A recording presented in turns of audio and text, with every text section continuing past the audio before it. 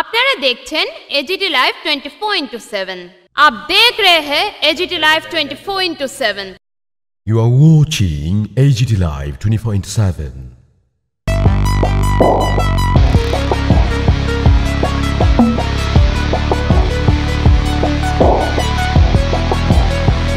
আমাদের আজকের অতিথিদের এই অনুষ্ঠানের শুভ সূচনা করার জন্য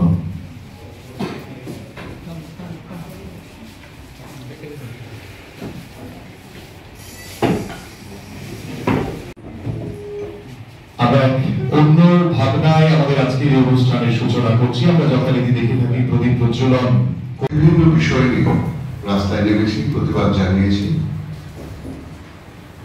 এবং এই ধারাবাহিকতা অব্যাহত থাকবে শেষ পর্যন্ত। এই কথাগুলি আমি বলছি আমাদের সামনে বিশ্ববিদ্যালয় থেকে আসা আমাদের অত্যন্ত ছোট এবং বাচ্চারা যারা রয়েছে তাদের উদ্দেশ্যে।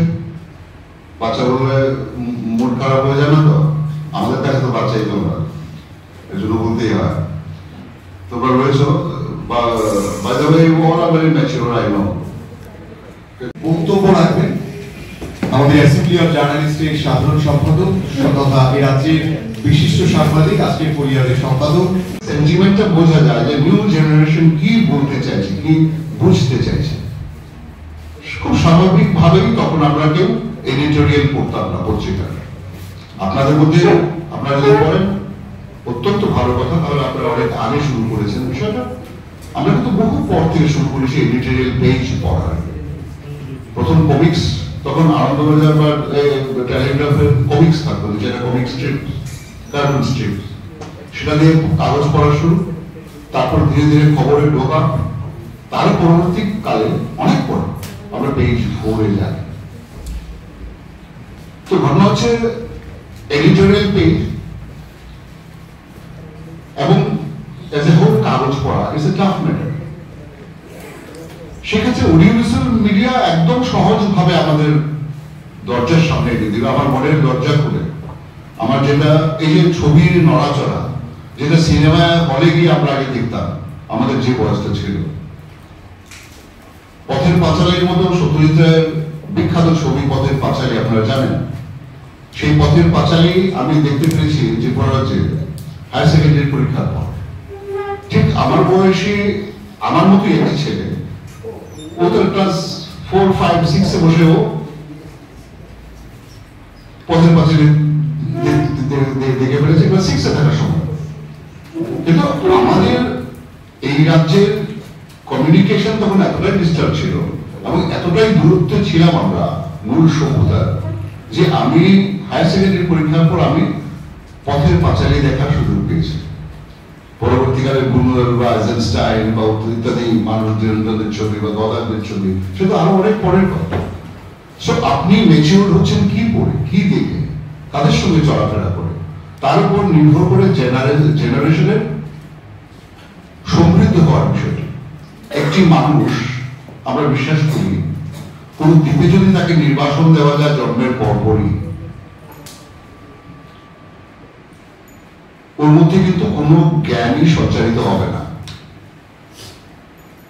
ওর বাবা হয়তো বিশাল পণ্ডিত ব্যক্তি, মাও হয়তো খুব পণ্ডিত ব্যক্তি একজন বা কর্মক্ষম মহিলা, কিন্তু এই যে বাচ্চাকে জন্মালো আজকের দিনে, তাকে একটি নির্জন দ্বীপ, প্রশান্ত মহাসাগরের বুকে কোনো নির্জন দ্বীপে যদি আপনি ছেড়ে দিয়ে আসেন, তাহলে তার মধ্যে কিন্তু কোনো জ্ঞানই সঞ্চারিত হবে না। সেটি আপনি যখন ওদের 25 বছর বয়সে দেখবেন, তখন দেখবেন এটি একটা মেন্টালি এন্ড ফিজিক্যালি ইম্পেয়ার্ড, একটা ন্যাড়া খেপা যুবক হিসেবে আপনি ওকে দেখবেন। কেন বলুন তো?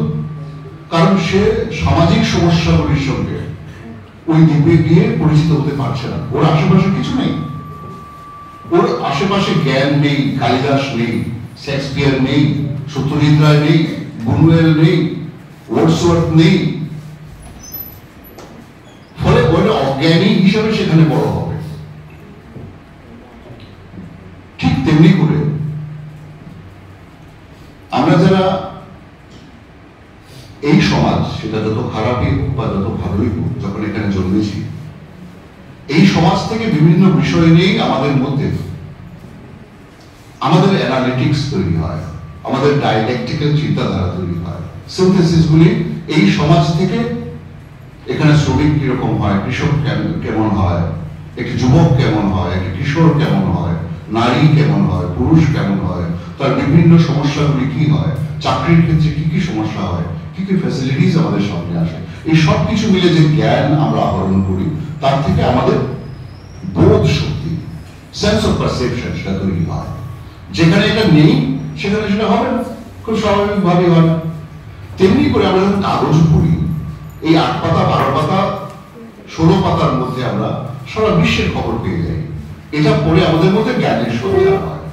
এবার অডিও ভিজুয়াল অবশ্যই খুব ইজি কমিউনিকেটিং, কিন্তু এই প্রিন্ট মিডিয়া আজকে থেকে আপনি 200 বছর পরেও এই আজকের ফরিয়াদ বা দৈনিক সংবাদের কাগজটা আপনি আর্কাইভে গেলে খুঁজে পাবেন।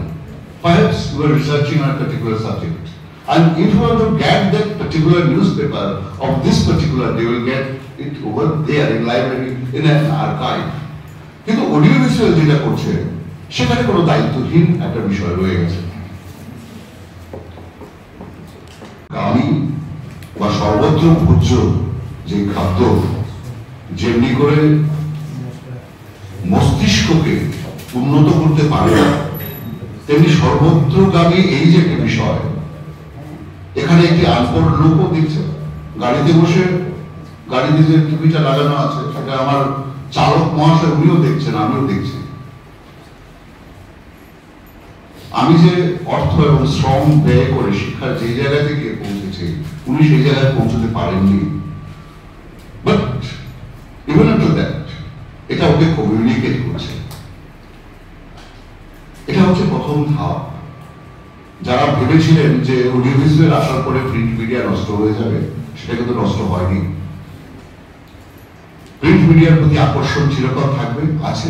যারা ভিতরে গিয়ে কোনো জিনিস দেখতে চায়, আরো গভীরভাবে জানতে চায়, যেমনি করে তার পুস্তক পড়তে হয়, তেমনি করে প্রিন্ট মিডিয়া পড়তেই হবে। ওই সময়টাকে জানতে গেলে, ওই বিষয়টাকে জানতে গেলে, এর গভীরে যদি প্রবেশ করতে হয়, তাহলে অবশ্যই প্রিন্ট মিডিয়াকে আপনার জানতে হবে। আজকে মোদী কোন একটা দেশে গিয়ে পৌঁছে যাওয়ার প্রধানমন্ত্রী বা মুখ্যমন্ত্রী একটি সিদ্ধান্ত নিয়েছেন, অডিও ভিজুয়ালের সেই সংক্ষিপ্ত সময়ের মধ্যে তার কোনো অ্যানালাইসিস নেই। সেখানে 5 জন লোক বসে টক শোতে তর্ক করতে পারে সেটাকে পরিষ্কার করবার জন্য, কিন্তু সেখানে হইচই বেশি। জ্ঞান বিষয়টা আপনি তখনই বুঝতে পারবেন, আপনার দেশের নামে একটি সংবাদপত্রের এডিটোরিয়াল পেজ যদি আপনি বিহার নির্বাচনের পরের দিন পড়েন, তাহলে এখানে নির্দিষ্ট মতামত সেখানে থাকবে, একটা গভীর অভিনিবেশ সহ একটা বিশ্লেষণ সেখানে থাকবে, সেটা বুঝতে পারছেন। একটি ঘটনা ঘটলো, ওরা বললো কালকে সকালবেলা কামানচৌরি থেকে একটা আসা গাড়ি আর বটতলা থেকে আসা একটা স্কুটারের মধ্যে ভয়ানক সংঘর্ষ, সঙ্গে সঙ্গে দুজনের মৃত্যু, পুলিশ ঘটনাস্থলে। আপনারা দেখুন, আমার দেখাচ্ছে, আমার সাংবাদিক স্পটে আছে, গ্রাউন্ড জিরোতে আমার সাংবাদিক আছে। পরের দিন আপনি যখন সংবাদ মাধ্যমে, সংবাদপত্রে নিউজটা দেখবেন, সেখানে দেখবেন যে গাড়িটা কি গাড়ি, তার বর্ণনা, এদিক থেকে যে আসছিল স্কুটারে চড়ে বা বাইকে চড়ে তার কতটা দোষ ছিল, সে রাস্তার কোন দিকে ছিল, সেটা পয়েন্ট ওয়াইজ আপনার সামনে তুলে ধরছে। অনেক বেশি বিস্তৃত বর্ণনা আপনি পাচ্ছেন ঘটনাটা, এবং পুলিশ কি বলেছে তার একটা বিশ্বাসযোগ্য বর্ণনা আপনি সেখানে। আমি সিম্পল এক্সাম্পল দিলাম, এটা বড় ক্ষেত্রে আরো বৃহৎ পার্থক্য চোখে পড়বে।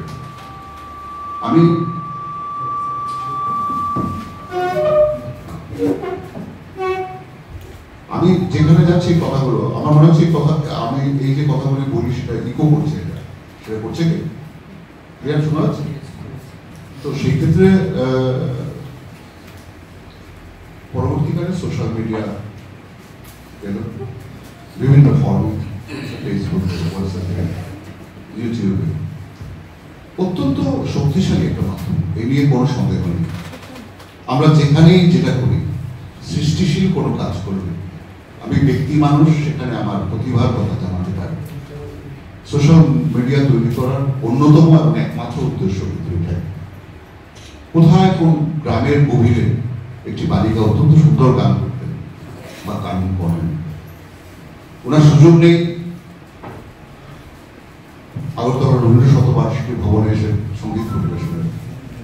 সেরকম সোর্স নেই, জানাশোনা নেই, অথচ উনি গাইতে চান, জানাতে চান মানুষকে, উনি আরামসে জানাতে পারছেন।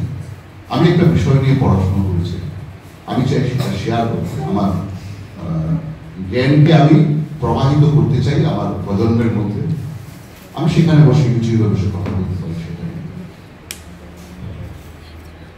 আমি একটা ভালো বাদ্যযন্ত্র বাজাই, তার নাম হয়তো চম্পেং। এই চম্পেং এর কথা বহু মানুষ জানেন না। আমি চম্পেং এর জন্য বললাম যে এর উপর আমার একটা ডকুমেন্টারি ছবি আছে চম্পেং এর উপর।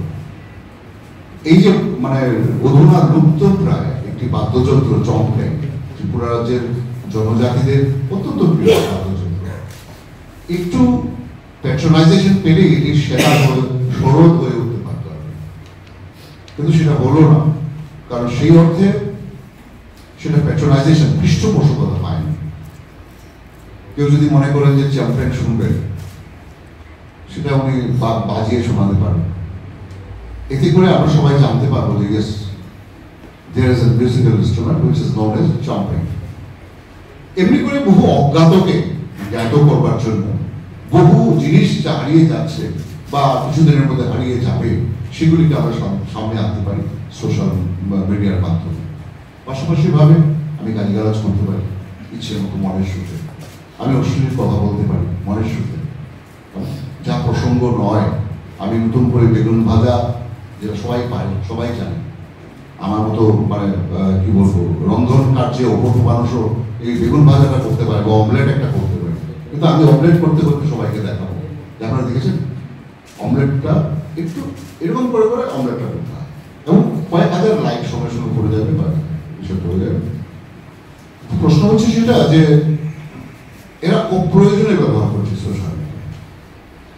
মনে রাখতে হবে নবপ্রজন্মের যে এই যে সামাজিক মাধ্যমকে, আপনারা যারা জার্নালিজমের ছাত্রছাত্রী আপনারা তো বলেন, এর বাইরে যে বৃহত্তর যুব সমাজ রয়েছে যারা বিভিন্ন পেশায় রয়েছে বা কোনো পেশায় ঢুকবে বলে অপেক্ষমান, তাদেরকে বুঝতে হবে সোশ্যাল মিডিয়াকে কিভাবে ব্যবহার করতে হবে, কতটা শক্তিশালী ভাবে আপনি ব্যবহার করতে পারছেন। এটা বিশেষ সময়ে সেটাকে শুধু ব্যবহৃত করুন আর সারা বছর এটা অজ্ঞানতা প্রচার করলো, এতে করে কিন্তু আমার জেনারেশন ক্রমশ ব্ল্যাঙ্ক হেডেড হতে বাধ্য। আমরা যারা স্কুল কলেজ বা বিশ্ববিদ্যালয়ে শিক্ষকতা করেছি বা আমরা যারা ছাত্রছাত্রীদের সঙ্গে প্রতিনিয়ত মিশেছি, একটা কথা বলি যে জেনারেশন যে শব্দটা, সেটাতেই আমার ব্যক্তিগতভাবে কোনো বিশ্বাস নেই। জেনারেশন এমনি হয় না। আজকে বহু জেনারেশন পেরিয়ে, 3টে জেনারেশন অন্তত বটি, আমি আজকের বয়সে এসে পৌঁছেছি। আমার দাড়ি দেখেছে, চুল দেখেছে, আমার শরীর আগের মতো আর ক্রিয়াশীল নয়। বৈজ্ঞানিক তার কাজ করতে হচ্ছে, তারও কালিদাস করতে হবে। To pour water with this plant because you were supposed to water us, isn't it? So please come. Doctor Mustafa Kamal রাজ্যের একজন বিশিষ্ট শিক্ষাবিদ।